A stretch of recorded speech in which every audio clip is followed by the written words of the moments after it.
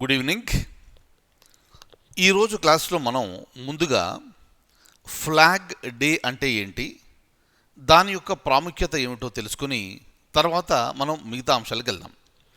మన దేశంలో ప్రతి డిసెంబర్ 7వ తేదీన ప్రతి సంవత్సరం మనం ఫ్లాగ్ డేగా మనం జరుపుకుంటాం. అలాగే దీన్ని ఆర్మ్డ్ ఫోర్సెస్ ఫ్లాగ్ డే అని కూడా అంటారు. చూడండి, మనకు ఆర్మీ, ఎయిర్ ఫోర్స్, నేవీ, అలాగే మనకు సంబంధించిన మన భారతదేశానికి సంబంధించిన పారామిలిటరీ ఫోర్సెస్ ఏవైతే ఉన్నాయో అవన్నీ కూడా మనకు examination point of view very important. చూడండి, మనకి ఇది అక్కడ నుంచి ఒక క్వశ్చన్ రావచ్చు, కానీ ఆ ఒక క్వశ్చన్కి సంబంధించి మనకు మార్కులు ఎక్కువయ్యే అవకాశం ఉంది. ఆ క్వాలిఫైయింగ్ మార్క్ నుంచి మనం ముందుకెళ్ళే అవకాశం ఉంది. అందుకని ఏ ఒక్క పాయింట్ని కూడా నెగ్లెక్ట్ చేయకుండా మనం ముందుకు వెళ్ళాలి. అంటే దీని అర్థం ఏంటంటే, రేపు మీరు న్యూస్ పేపర్ చదువుతున్నప్పుడు మన ఆర్మ్డ్ ఫోర్సెస్ గురించి మీకు ఏమైనా ఇన్ఫర్మేషన్ తెలిసినప్పుడు అది కొత్త ఇన్ఫర్మేషన్ అయ్యి మీ దగ్గర లేకపోతే దయచేసి ఆ పాయింట్ నోట్ చేసుకొని పెట్టుకోండి. ఎందుకంటే రేపు పొద్దున అది ఎగ్జామినేషన్లో అడగొచ్చు. ఒకవేళ అడిగితే మీకు ఒక మార్క్ వచ్చే అవకాశం ఉంటుంది. సో ప్రిపరేషన్ అనేది ఈ విధంగా కొనసాగాలి. ముందుగా నేను ఇప్పుడు డాక్యుమెంట్ ఓపెన్ చేసి నేషనల్ ఫ్లాగ్ డే గురించి మనం మాట్లాడిన తర్వాత మిగతా అంశాలకు సంబంధించి, అంటే ప్యారిస్ అగ్రిమెంట్, ఇక మిగతావి బిమ్స్టెక్, ఇవన్నీ ఉన్నాయి. వాటన్నిటి గురించి కూడా మనం ఈ క్లాస్లో మనం చర్చించుకుందాం. చూడండి, నేను డాక్యుమెంట్ ఓపెన్ చేస్తున్నాను.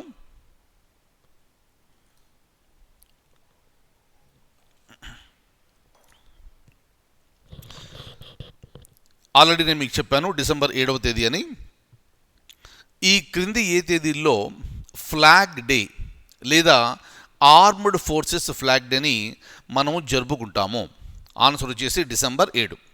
చూడండి, రేపు ప్రొద్దున మిమ్మల్ని ఎగ్జామినేషన్లో ఈ flag day or armed forces flag day అని ఇవ్వకుండా ఏదైనా ఒకటే ఇచ్చే అవకాశం ఉంది.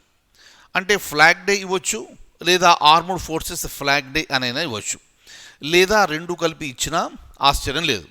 సో ఏది ఏమైనప్పటికీ జ్ఞాపకం పెట్టుకోండి, రెండు ఒకటే. అది డిసెంబర్ 7వ తేదీన మనం దీన్ని జరుపుకుంటాము.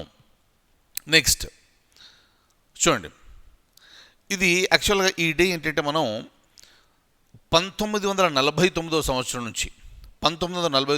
నుంచి ఈ తేదీని మనం ఫ్లాగ్ డేగా మనం జరుపుకోవడం జరుగుతుంది. చూడండి, యాక్చువల్ మనం చూస్తే ఇప్పుడు మనం దేశంలో మనం ఉన్నాం. మనం ఇక్కడ తెలంగాణలో ఉన్నాము, మనం ఆంధ్రప్రదేశ్లో ఉన్నాము, అలాగే మన సోదరులు అస్సాంలో ఉన్నారు, కేరళలో ఉన్నారు, జమ్మూ కాశ్మీర్లో ఉన్నారు, ఢిల్లీలో ఉన్నారు, యూపీలో ఉన్నారు. దేశం అంతా మనం ఉన్నాం.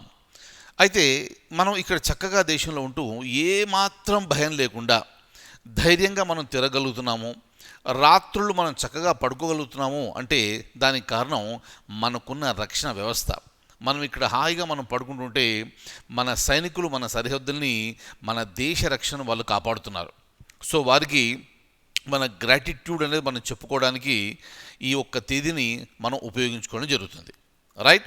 అందుకే వీళ్ళందరూ కూడా ఈ హీరోయిక్ సర్వీసెస్ అంటారు, సెల్ఫ్లెస్ సర్వీసెస్. అందుకే వీళ్ళ కమిట్మెంట్ కానీ, డెడికేషన్ కానీ, దేశం పట్ల ఉన్న ఆ ఇంటిగ్రిటీ, అవన్నీ కూడా చాలా ఎక్కువ పాలల్లో మన ఆర్మ్డ్ ఫోర్సెస్లో మనకు కనిపిస్తుంది. రైట్? సో వారి గురించి ఎంత మాట్లాడినా అది చాలా చాలా తక్కువే. అంతటి సేవని వారు మన దేశానికి అందిస్తున్నారు. చూడండి, నెక్స్ట్ క్వశ్చన్. ఈ క్రింది వాణిలో ఏ అంతర్జాతీయ సంస్థ world economic situation and prospects report నివేదికను పబ్లిష్ చేస్తుంది, ప్రచురిస్తుంది? Very important one. World economic situation and prospects అనే నివేదికని ఈ క్రింది ఏ సంస్థ ప్రచురిస్తుంది? వరల్డ్ బ్యాంకా, యునైటెడ్ నేషన్సా, IMF ఇంటర్నేషనల్ మానిటరీ ఫండా, లేదా WEF world economic forum? Answer వచ్చేసి ఆప్షన్ బి, యునైటెడ్ నేషన్స్. జ్ఞాపకం పెట్టుకోండి, ఇంపార్టెంట్. అలాగే ఇక్కడి నుంచి మనం కాస్త ముందుకెళ్తే ఇంకో క్వశ్చను చూడండి. ఆల్రెడీ మనం గత నెల అంటే నవంబర్ 26వ తేదీని మనం రాజ్యాంగ దినోత్సవంగా మనం జరుపుకుంటున్నామని, కాన్స్టిట్యూషన్ డేగా మనం జరుపుకుంటున్నామని దాని గురించి మనం చాలాసేపు చర్చించుకోవడం జరిగింది. రైట్, మీ అందరికీ జ్ఞాపకం ఉండే ఉంటుంది. సో అక్కడ నేను ఈ పాయింట్ కూడా కవర్ చేశాను. అంటే క్వశ్చన్ రూపంలో మనం పెట్టలేదు, కానీ ఈ పాయింట్ నేను కవర్ చేశాను.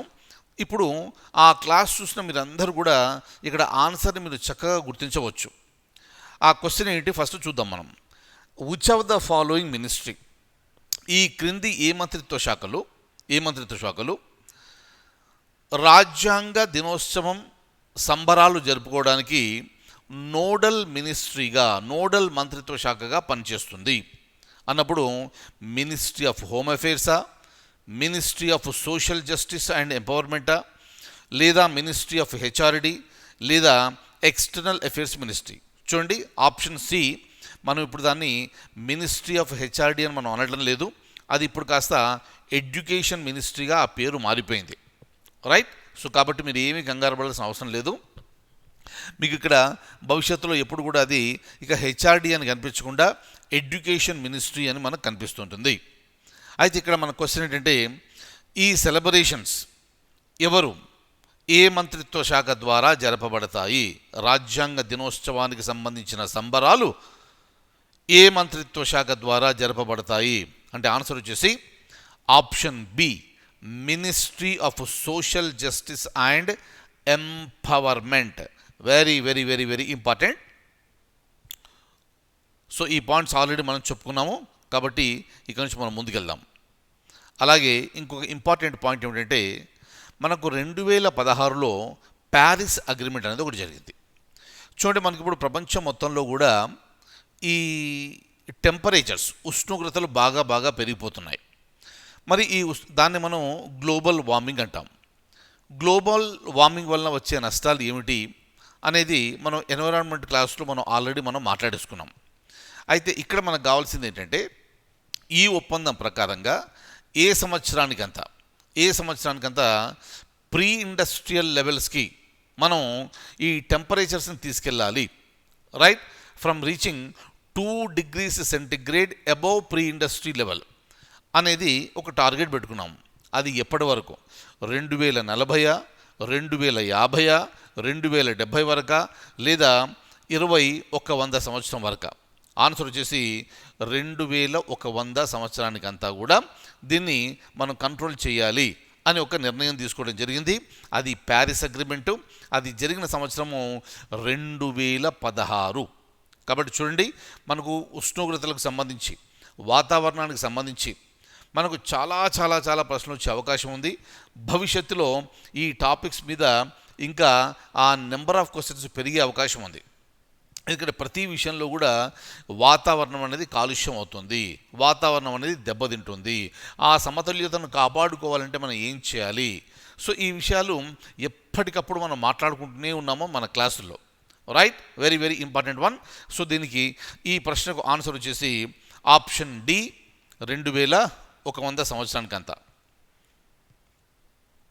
రైట్, అలాగే ఇంకొక important point, which of the following country is not a member of BIMSTEC. మనం బిమ్స్టెక్ అంటే ఏమిటి అనేది ఇంతకుముందు కూడా మనం మాట్లాడుకున్నాము కొన్ని క్లాసుల్లో. అయితే దీంట్లో ఈ క్రింది వానిలో ఏ దేశం బిమ్స్టెక్లో సభ్యత్వం లేదు? Thailand, Myanmar, Bhutan, Pakistan. Answer వచ్చేసి option D, Pakistan. Very very important. అసలు ఈ బిమ్స్టెక్ అంటే ఏంటి? బిమ్స్టెక్ అంటే bay of Bengal initiative for multi sectoral technical and economic cooperation. Very important one. రేపు పొద్దున ఎగ్జామినేషన్లో బిమ్స్టెక్ అంటే ఏమిటి అని మిమ్మల్ని అడగచ్చు. అప్పుడు దాని ఆన్సర్ వచ్చేసి bay of Bengal initiative for multi sectoral technical and economic cooperation. అది ఏ సంవత్సరంలో ఏర్పడింది అంటే 1997. రైట్, అయితే ఆ బిమ్స్టెక్ సంబంధించిన శిఖరాగ్ర సమావేశము 1997 సంవత్సరంలో థాయిలాండ్ దేశంలో జరిగింది. Very very very very important. అయితే చూడండి, దీంట్లో ఈ బిమ్స్టెక్లో మనకు 7 దేశాలు కనిపిస్తాయి మనకు. అయితే ఆ 7 దేశాల్లో భారతదేశం ఉందా లేదా అనేది ఒకటి ఇంపార్టెంట్. Right, very important. భారతదేశం ఉందా అంటే భారతదేశము బిమ్స్టెక్లో సభ్యత్వం కలిగి ఉంది. మరి మిగతా దేశాలు ఏమిటి? ఆ దేశాలు ఏమిటంటే Bangladesh, India, Myanmar, Sri Lanka, Thailand, Bhutan, Nepal. So ఈ 7 దేశాలు కూడా ఈ బిమ్స్టెక్లో సభ్యత్వం కలిగి ఉన్న దేశాలు.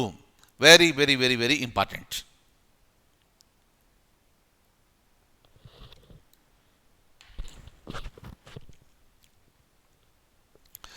సో ఇవి ఈ రోజుకు సంబంధించిన అంశాలు.